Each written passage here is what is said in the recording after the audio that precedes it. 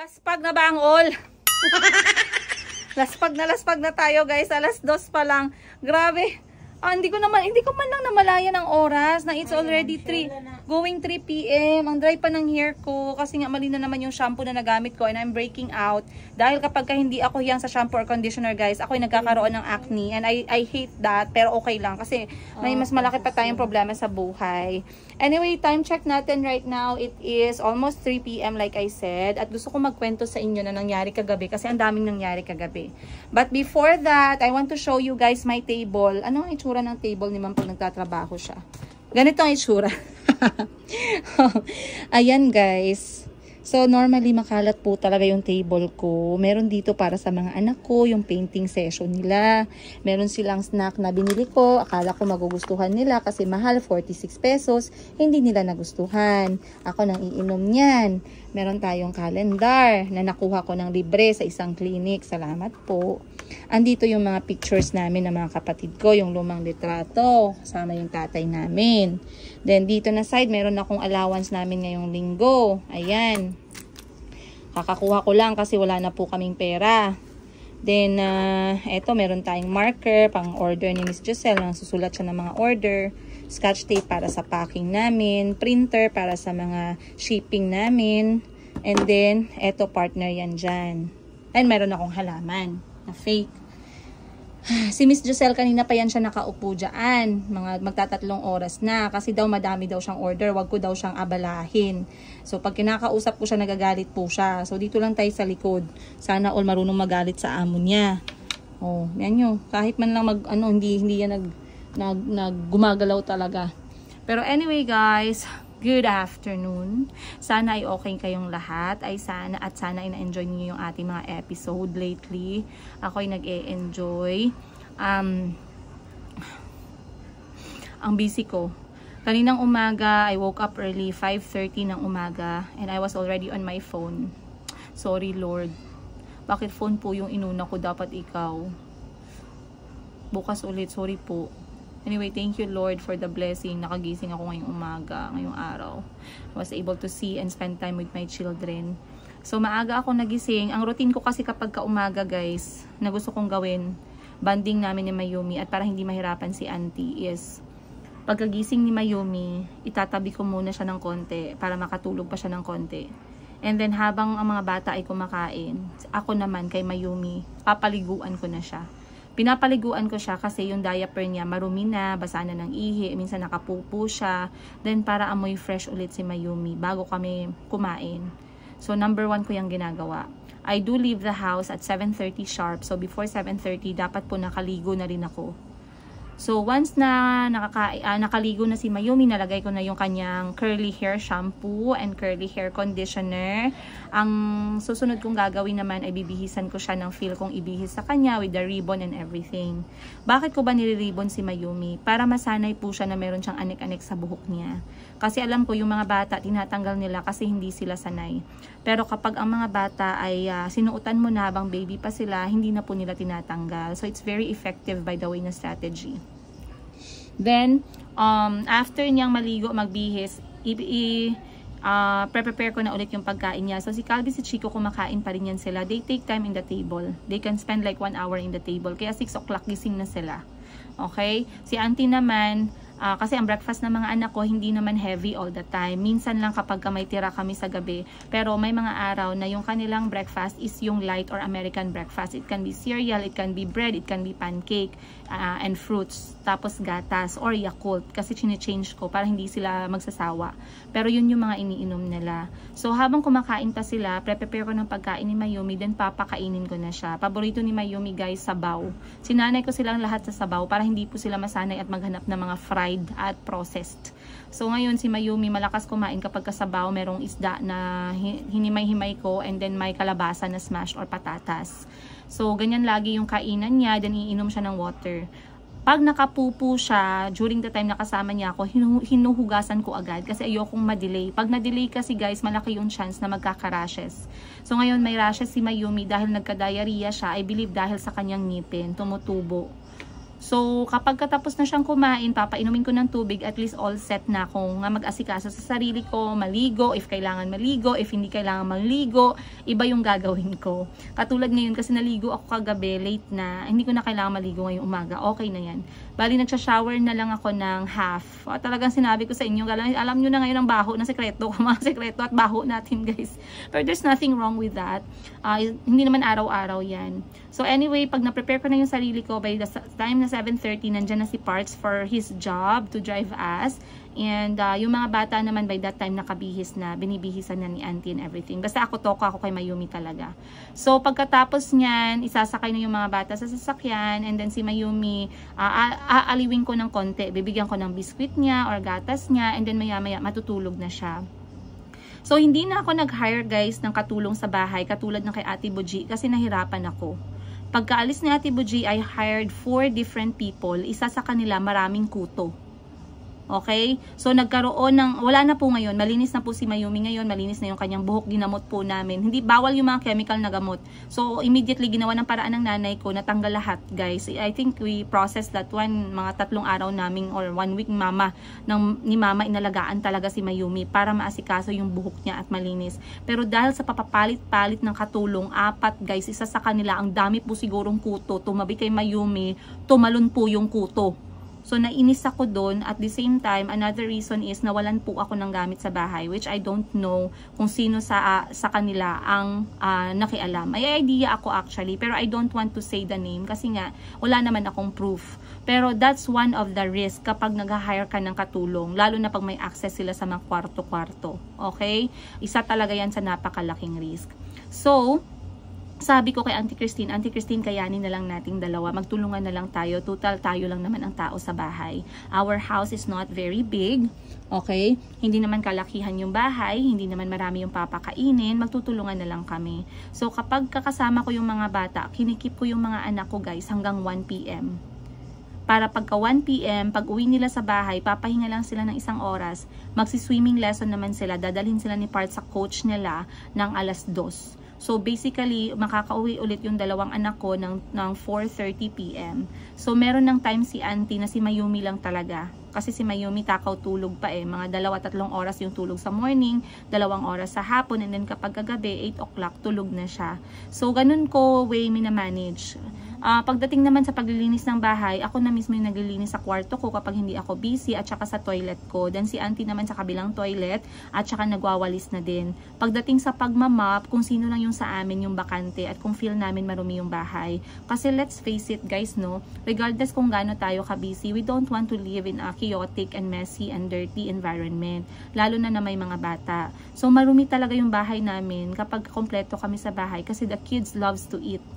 And kahit na anong sabi ko na kumain lang sila sa dining area, minsan may matigas talaga na ulo. Lalo na yan yung aking chiko-chiko. Again guys, okay lang no pag sinabi kong matigas ang ulo ng anak ko ngayon. Kasi ito pa yung mga moment niya. Pero they are in their learning phase talaga. So it's okay. It's not a big deal. Marami na naman dyan mamaya magagalit na naman. Ma'am, kasi ganito, huwag mo sabihan, matigas ang ulo ang anak mo. Masama yan, pangit yan, magiging negative yan. Mahihiya yung anak nyo paglaki niya, nakita niyo yung video. Ganun agad ang sinasabi ng iba. Grabe naman talaga kayo, guys. So, anyway, dili pwede basta yung ana. Anyway, guys, sorry po, may kinausap lang tayo. May sinabi sa akin si Miss Giselle. So, anyway, I was saying na pagkatapos na isa kayo mga bata at nakaalis na kami ng 7:30, ngayong araw, hinatid kami ni Parts sa school ng mga anak ko kasi meron silang recognition day. A day before, nag-remind na sa akin si teacher na, Mami, may recognition day tayo bukas. Meron pong ribbon si Calby. Dahil po ang galing niya sa exam, lagi po siyang nauna, perfect po yung exam, ganito, ganyan. Sabi ko, okay teacher, pupunta po ako. Sabi niya, Mami, wag mong kalimutan. Kasi last time hindi ka nakapunta, matagal po naka-move on si Calby. Magtataka siya, bakit lahat ng parents ng mga classmates niya nandyan, kayo daw po wala.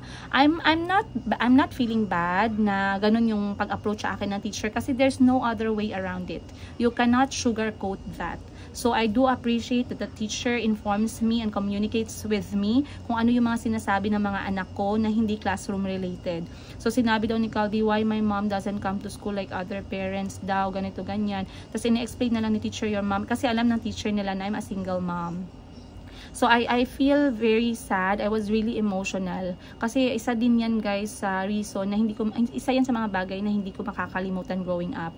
I received a lot of honors when I was growing up kasi I always, our mother always wanted us to, you know, para sa kanya importante yung mga honors, ribbons, tsaka medal. So, meron talagang pressure sa part ko. And nung time na yun, meron akong hindi nakuhang award. So, hindi umakyat yung nanay ko.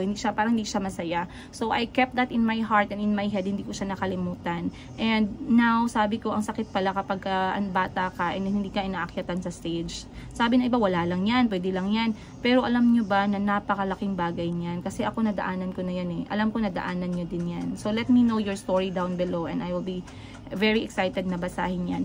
So ngayon sabi ko hindi ko gagawin sa anak ko yan, but guess what guys, due to lahat ng ginagawa ko ngayon, lahat ng mga bagay na kailangan kong asikasuhin, I did not even notice that I'm becoming like that as a parent. And I felt so bad and I felt the guilt is too much that my heart is so tight na parang hindi ka makahinga. Gusto mong umiyak pero parang hindi ka naman pwedeng mag-emote kasi may meeting ka pa ngayon, may business transaction ka pa ngayon, meron ka pang ibebenta, may live selling ka pa. Wala akong panahong mag-emote. Okay?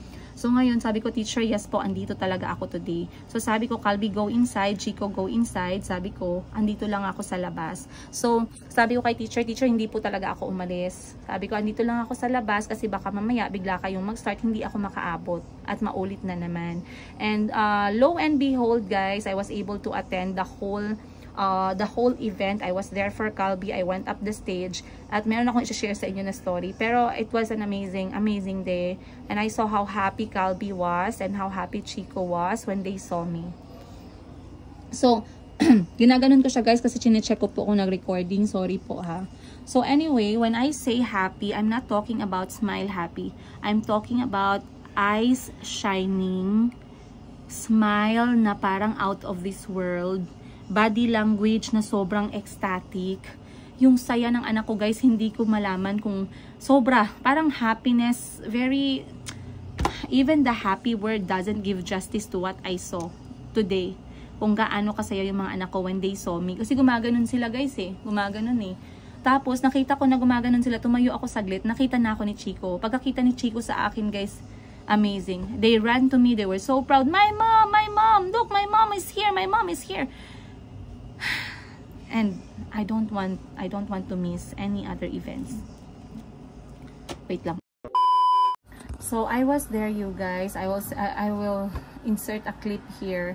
Nakatayo yung clip ko kasi hindi na ako nag-vlog kanina. It was quite noisy, but I'm going to show you kung anong nangyari. Ngayon, etong si Chico, guys. Sinanong ko, teacher, si Chico ba may ribbon din? Eh, wala pa lang ribbon si Chico, guys. Kasi nga si Chico, yung mindset niya ngayon, laro-laro pa lang. Pero okay lang, walang problema. Nag-exam sila, guys. Hindi man lang natapos ang exam. Wala siyang ribbon. Eh, last time may ribbon si Calvi. Sinabi ni Calvi, may ribbon. Chico, may ribbon ako. Ikaw, wala kang ribbon. Baka hindi ka nag-aral ng mabuti. So, feeling ko, natandaan ni Chico yun. Kanina, nung naglinya yung mga bata na lalagyan ng ribbon, nakipila po si Chico, guys. Nakipila si Chico dun. Sabi ko, Chico, anak, bumalik ka muna doon. Doon ka muna umupo kasi sa level pa to ni kuya mo. Sabi niya, no ma'am, I'm waiting for my ribbon. Na parang inaabala ko pa siya sa pag-aantay niya. Ang mukha ng anak ko, guys, hindi ko ma-define, hindi ko ma-describe na nakaganon siya sa teacher na nagbibigay. Tapos, pagkabigay dun sa estudyante, gumaganon siya. Sobrang behave niya, guys. I've never seen Chico so behave like that. Nakatayo siya, yung kamay niya nasa likod. Tapos tingin siya sa teacher. Tapos tingin siya dun sa binigyan ng ribbon. Tapos nag-aantay siya na bibigyan siya. Guys, yung puso ko talaga parang sasabog. Sabi ko, hindi pwedeng ganito. So, I don't know. You guys can judge me however you want. Naiiyak ako sa mga anak ko, guys. You guys can judge me. Mga nanay dyan, bahala na kayong mag-judge. So, sabi ko sa kapatid ko, kasi katabi kami ni Madam Ten Gives that time. At nandyan din si Monin, yung kanyang daughter niya na bunso. Eh si Muning may ribbon din. So sabi ng kapatid ko, siya na daw unang aakyat. So nag-excuse na siya, sabi niya, anong nangyari? Sabi ko, gang, si Madam Ten Gives, kasi gang yung tawagan namin. Sabi ko, gang, si Chico. Sabi niya, bakit nag-aantay si Chico ng ribbon? Yung wala siyang ribbon. Wala siyang ribbon, guys. Sabi ko, gang, si Chico, pero hinihinaan lang namin kasi nandyan si Chico tsaka si Calvi. Sabi ko, gang, si Chico, wala siyang ribbon. Bakit? Nag-aantay siya dito, bigyan siya ng ribbon. Pero sabi ni teacher, hindi niya manatapos yung exam. So, wala siyang ribbon. Pero kanina pa siya nakapila dun. Tapos sabi ng kapatid ko, wait lang, kaya mag-akyat lang daw sila. And then, sa pag-aakyat nila, di nag-picture taking na, guys. Sorry, guys, ha. Hindi ko talaga plano na maging emotional sa harapan ninyo sa mga bata. Pero, makaano kasi yung mga anak ko ba? Tapos sabi niya, sige, akyat muna kami. Alam mo, guys, pagkatapos picture ni Madam Ten Gibbs tsaka ni Muning, dali-dali nagbaba si Madam Ten Gibbs, tumakbo sa akin, hinubad yung ribbon ni Muning, ibinigay kay Chico. And that moment, nakita ko talaga sa mukha ni Chico, guys, yung sobrang proud siya kasi may ribbon siya. So kahit na hindi siya aakyat sa stage, talagang humawak siya sa kamay ko kasi aakyat daw talaga siya sa stage. So papakita ko ulit sa inyo yung video dito para maintindihan ninyo.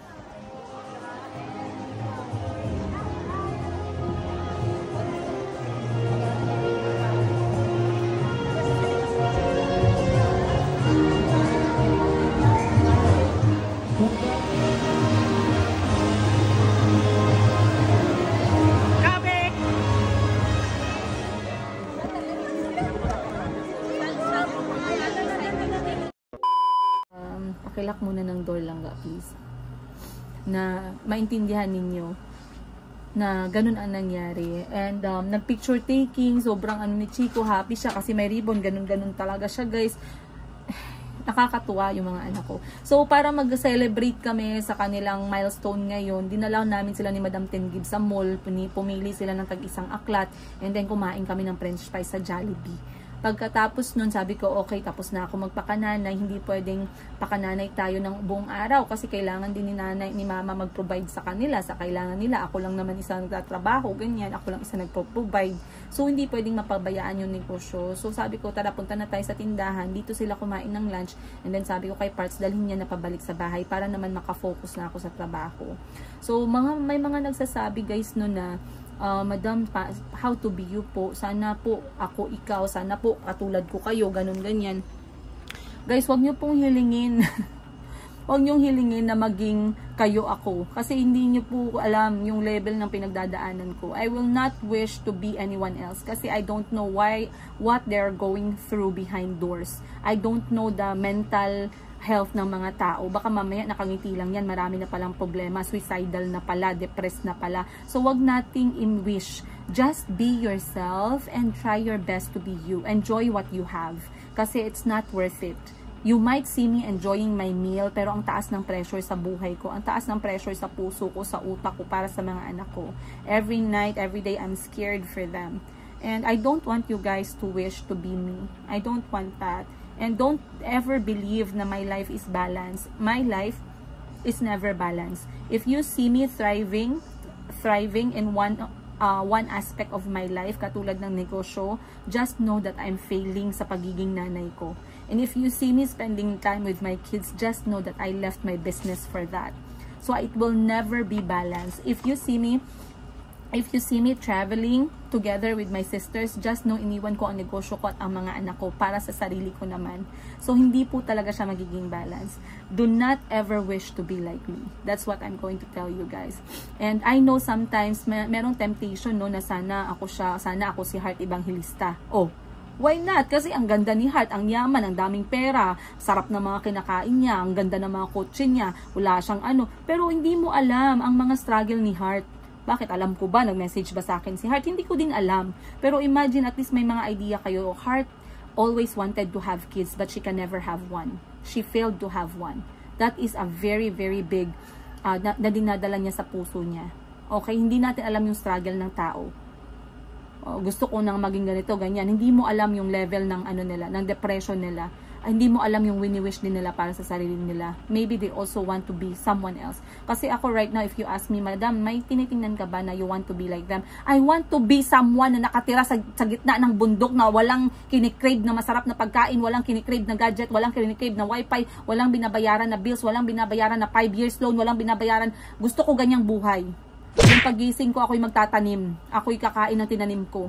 Ayoko ng pressure. Ayoko ng pressure, guys. And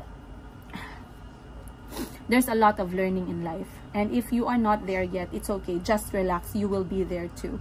I hope my videos, guys, can help you understand some of the things. And sana ay maging parang, parang warning ba na, I don't know, however it comes to you, etong message ng aking video. Wait lang, check natin.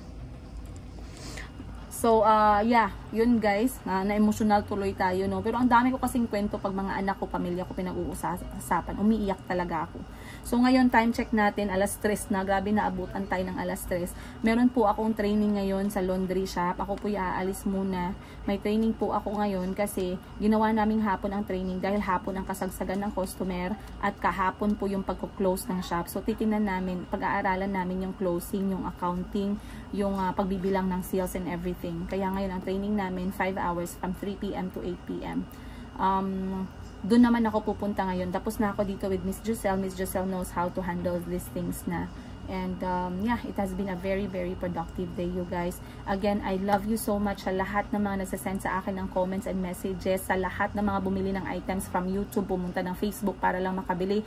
You guys don't know how much you are supporting me. Maraming salamat po. I wish I can give you my heart in exchange kasi I'm really, really grateful. You guys are our source of income para mabuhay ko yung mga anak ko at hindi po ako maging pabigat kahit na kanino.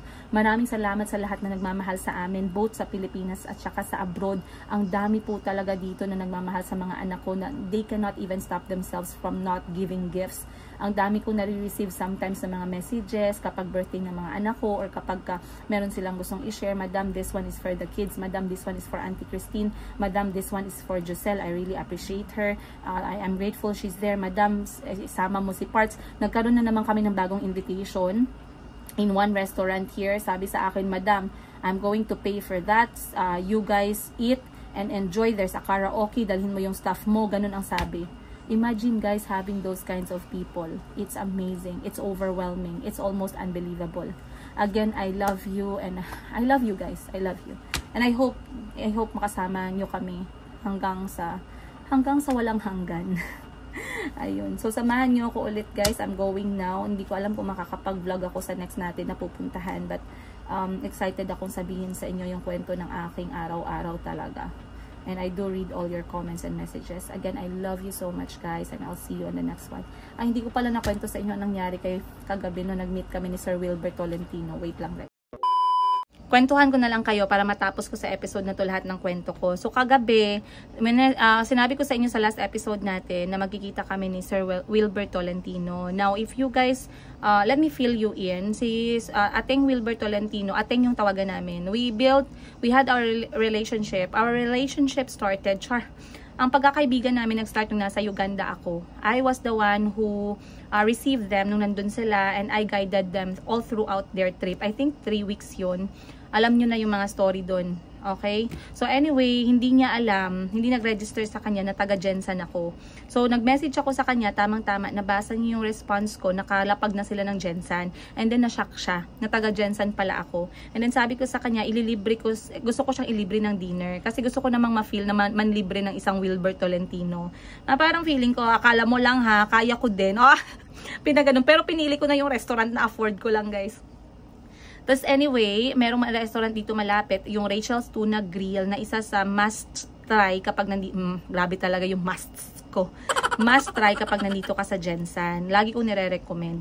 So ngayon, sabi ko, doon na lang kami kakain. Malapit lang dito, ganyan. So sobrang busy nga ni Ating, pero nakapag-reply siya. Sabi niya, Ating, nasa Jensan ka pala. Sige, kita tayo mamaya. Ganito, ganyan. Nag-video call siya, ganon. So usap kang video call. Sabi ko, sige na, meet nyo na ako for dinner. Libre kita. Pero baka marami kayo, mga 30 kayo, hindi ko kaya. Wala akong pera, sabi ko. Pag konti lang kayo, kakayanin ko. Ngayon 5 lang sila, guys. Sabi ko, libre kita. Sige na, para naman makabawi naman ako sa lahat ng mga panlilibre niya sa amin before nung nakasama ko siya. Kasi sobrang galante talaga ni Ating Wilbert Tolentino.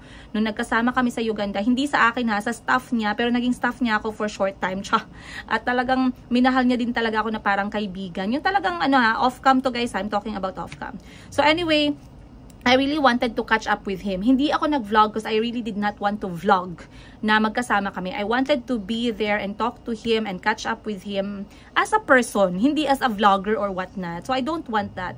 Hindi talaga ako nag-vlog. We took photo. Yes, of course, normal lang naman yun. And kumain kami together kasama yung team niya. So tawang-tawa siya sa akin kasi sabi ko, ating ako magbabayad. Alam nyo guys, galit na galit siya to the point na ayaw niyang pumunta dun sa meeting place namin na restaurant kung binayaran ko na yung pagkain. So ako, naiinis din ako kasi proud na sana ako. Sabi ko, kakayanin kong bayaran to. Bahala matouch yung allowance namin ng mga anak ko. Pero at least makabawi ako kasi hindi nyo alam guys, tinulungan talaga kami ni Ating Wilbert Tolentino. Hindi lang sa Uganda kahit nung nandito na ako sa Pilipinas, ang daming beses na tinulungan niya ako. And I can really feel the sincerity na gusto niyang tumulong. Ngayon, natawa ako kasi sa last episode, nag-share ako ng reason bakit sila nandito. May nag-comment, nako Princess Yiga, pumapasok ka na din sa politics. Andito ako nanonood sa'yo, hindi para manood ng politics na yan, politics na yan. So, nabigla ako sa comment, grabe ka naman, te. Hindi ba pwedeng mag-share lang na experience ko kasama yung tao? Porket ba't tumakbo siya, hindi na ako pwedeng magsalita ng experience na nakasama ko siya? Masyado talagang may pagkanega din yung comment. So, wag naman ganun guys, kalmahan nyo naman. Wala po akong pakialam, actually, kung anong sasabihin ng iba. Yung pinikwento ko lang sa inyo, paano kami nagkaroon ng pagkakaibigan, paano nag-start, paano nag-grow, bakit kami magkikita, yun lang. Relax, kalma, sinabi ko lang kung bakit sila nandito. Hindi pa ako nagsabing na talagang buong episode na 37 minutes nagsalita ako about politics. Okay? Wag po nating ibahin yung usapan. Pero anyway, ako naman ang kumalma ngayon. Kumalma ka ma'am. Bakit parang galit ka? Hindi po ako galit. Ganun lang talaga ako. Very emotional. So anyway, sabi ko sa kanya ay magkita kami. So pagdating ng mga alas 7, hindi siya nakareply sa akin. Kinabahan na ako kasi nga, baka sabi ko, baka pag nabuko yung restaurant, hindi pumunta, baka magka-problema ba, ganun-ganun. So sabi ko, Ating, pag nakita mo tong message, mag-message ka sa akin kahit anong oras lalabas ako kasi kakain tayo. Ako magbabayad kasi 5 lang pala kayo. Takot ko, baka 30 sila. Ako po'y mag-asin na lang next week or bukas. So 5 lang pala sila. Sabi ko, ako magbabayad. Oh, proud na proud ang lola nyo, day. Nagbook ako ng room doon sa Rachel's Grill. And then pagkain, ganun. Nag-reply siya mga 7:30, kakain na daw. Sige, go tayo dyan, ate. Ngayon lang ako nakagising. Pagod na pagod daw siya sa pagtulog. Nakatulog daw siya. And then sabi ko, okay, go. Ang lola nyo guys, lumipad po ako from bahay ko, 20 minutes papunta dun sa location. Nauna pa ako sa kanila konti, which is good kasi ayoko naman magpaantay ng tao. And then we saw each other finally. So sobrang saya ko, nayakap ko yung buong team niya. Of course, si Ating Wilbert Tolentino. Kasi they are like that They do greet people with a hug. Lalo na pag talagang, alam mo yun, yung parang naging kaibigan ka niya or nila. Ang sarap nilang maging kasama, to be honest. Kasi ang sweet nila, nung may pa-hug, hindi pwedeng hi, hello, and handshake. Talagang hug. Minsan mag-check mo pa kasi ang bango nila guys. Check ko pa, nag-perfume na ba ako? Oo, nag-baby cologne. Okay na yun. Naligo din ako kasi sabi ko nakakahiya, no? Anyway, nagkita kami, nagka-greet, tuwang-tuwa din siya. Pumasok na kami sa loob ng room and then nagbahaan ng order ng pagkain. Kasi pagdating sa pagkain, si Ating Wilbert Tolentino, if hindi nyo siya kilala guys, talagang pagkain-kain. Bawal magsabi na, wag na. Hindi pwede. Pag gusto mo yan, go! Ganon. Anong gusto mo dyan? Sige, go. Anong gusto mo? Ikaw, anong gusto mo? Ganon siya. So sabi niya sa akin, ang dami na nilang in-order guys. Wala naman akong problema kasi nakaprepare naman yung pitaka ko. Hawak-hawak ko na guys yung aking pambayad. Pero ang iniisip ko, gusto niya pang mag-order ako. Sabi ko nga, wag na. Kasi ang dami ng order. Madaming sobra. Sayang. Diyan na lang ako kukuha sa iba. Ganun. So, sabi ko, wag na ako mag-order. Sabi, hindi, mag-order ka, yung gusto mong kainin, ganun. Napasaya yung aming pag-uusap. Hindi na nga ako nakapag-order, pero busog na busog pa din ako, guys, kasi ang daming namin nakain. So, nag-usap kami, nag-catch up kami. Gusto niya akong tanungin about anong nangyari. Alam niya nagkahiwalay kami, pero kinukumusta niya ako. Sabi ko, wag mo na akong kumustahin. I'm not here to talk about those negative things. I wanted to talk about you. Kamusta ka? O, anong nangyari? Hindi ka pa ba pagod? Ngayon, nag-ano ka? ka, nag-party list ka, kaya mo pa ba, kaya pa ba ng katawan mo, ganun. Nag-update lang kami ba as kaibigan. Kasi I really wanted to be there as a friend. Hindi ako nandun para sa trabaho or whatnot. So, talaga yung pag-uusap namin, very, low-key lang talaga. So, masaya ako. Nagtagal kami dun, guys, parang mga 1 oras at kalahati or 2 oras. Kasi nag-worry din ako, baka mamaya, pagod talaga siya, kailangan niya magpahinga. Kasi kapag ka mga ganyang bagay, madaming meetings, maraming pupuntahan. Katulad ngayon, from Jensen, direct na siya ng Cebu. So, imagine yung pagod ng ganyan, guys, halos walang break. Pero sabi ko sa kanya, masaya ako, talagang nagkita kami. So, nag-catch up, usap-usap, tawanan kami. Then, dumating si Madam Ten Gibbs. Bakit nandun si Madam Ten Gibbs? Yung anak ni Madam Ten Gibbs na si Kuya Jericho, yung ikalawang anak na 6 years old, he is under autism spectrum. Ngayon, nagka-problema kami that time nung talagang kailangan ipa-check up si Jericho kasi natanggap ng kapatid ko na something is really there. We have to see a doctor na. 4 years old or 5 years old si Jericho, wala kaming makitang doktor, guys. So, nag-open up ako kay Ateng Tolentino, Wilbert Tolentino. Immediately, tinulungan niya ako. Binigyan niya kami ng doktor. Hindi lang basta-basta, ang pinakamagaling na doktor sa Pilipinas.